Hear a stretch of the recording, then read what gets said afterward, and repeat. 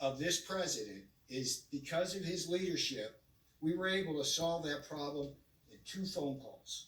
2 phone calls. The first one went to Phoebe Novakovic at General Dynamics. Phoebe, can you call Tom Kennedy at Raytheon? I need you guys to basically scoop up all the Tyvek suits you can and find any gloves you can. This president, under his leadership, and the voluntary efforts and the pride and patriotism we talked about earlier, that we had 4,000 Tyvek suits delivered to the New York PD within 16 hours. That's a new record in Trump time. At the same time, a second phone call was made to Tara Engel at Pernod Ricard and Laura Lane at UPS. They were on the same phone call. I said, Tara, Laura, we got this issue. They need hand sanitizer. Literally, within 2 hours, we had 50-gallon drums, 6,000 gallons of hand sanitizer on a UPS truck heading up to the NYPD, and it probably arrived today with a promise from Pernod that they will continue to supply the NYPD throughout the course of this crisis. So this is a beautiful thing that America is rallying to. We are becoming a stronger, more united nation, and I couldn't be more proud of this president, this administration. These guys up here are doing a heck of a job organizing the supply chain.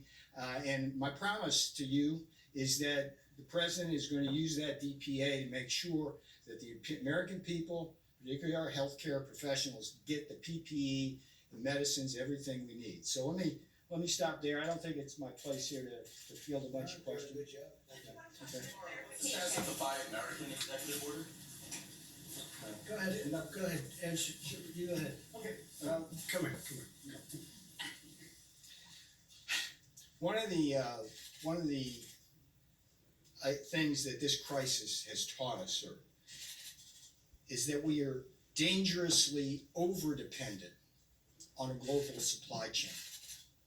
For our medicines, like penicillin, our medical supplies, like masks, and our medical equipment, like ventilators. We have right now, as we speak, over 50 countries have already imposed some forms of export restrictions in their country against the rest of the world.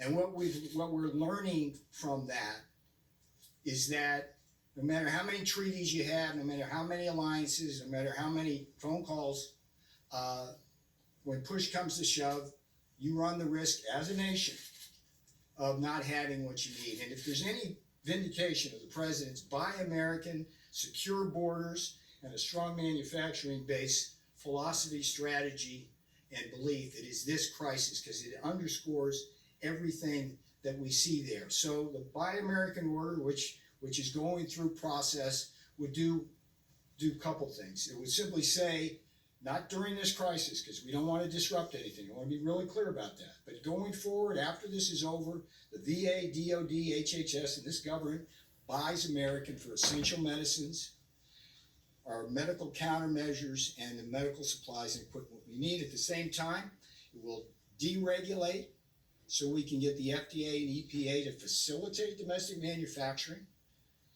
and then innovate. Because the key here is having advanced manufacturing on U.S. soil that can leapfrog other countries, so we don't have to worry about competing against cheap sweatshop labor, lax environmental regulations, different tax regimes, and the massive subsidies of foreign governments who are actually directly attacking our industrial base. So be patient with that, sir. The other priorities we have right now are the DPA and what the task force is doing.